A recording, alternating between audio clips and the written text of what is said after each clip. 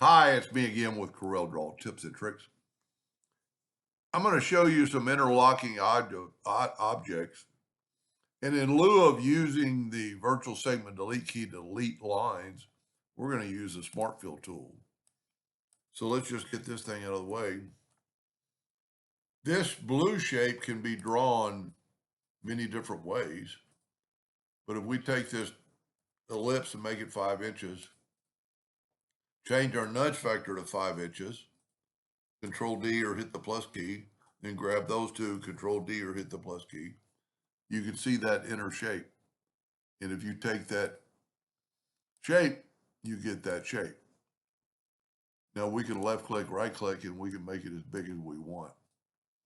I'm going to go ahead and make it a half a point. I'm going to go ahead and turn it blue. Well, no, I'm not. I'm going to left click. Okay, I've got to go to object and convert the outline to an object, and then I'm going to left click, right click. And then I'm going to put it in the center of the page. Now I'm going to take a rectangle about that size, and then right up here with my ratio lock, I'm going to type in 2 inches, which is almost enough. It's a little bigger than I had expected. So let's make this a little smaller. And if you go 2 inches, it'll be more than enough to make it round. Now hit P, put it in the center of the page, and rotate it 45 degrees. That's about right. We're going to go ahead and make this a half point line.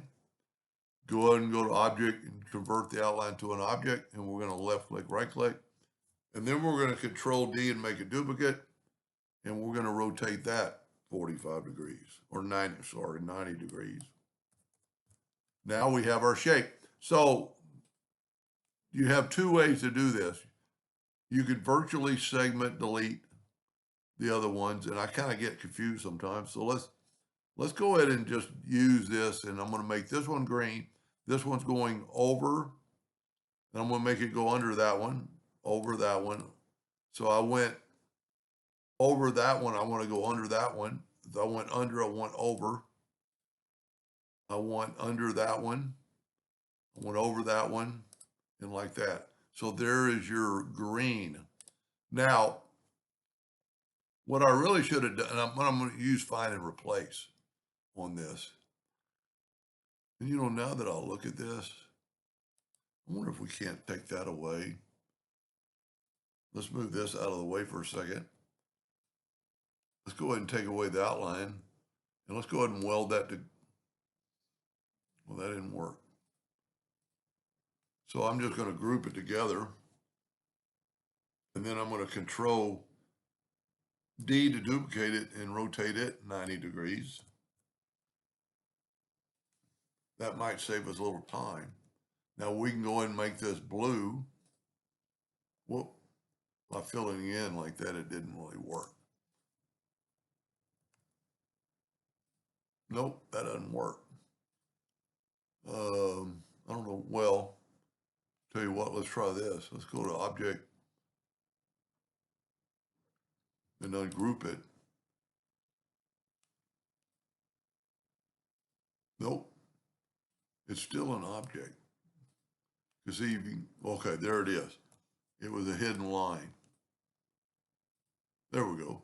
And now I can move that back, and look what it did. It saved me a lot of cutting on the inside. So now all we have to do, and I would strongly suggest, we've already got that one welded. I would strongly suggest moving this out of the way, getting all the parts. I should have set my nudge factor higher so I wouldn't have to double click. But we could grab this now and weld it. And because we welded it, now it's all one piece.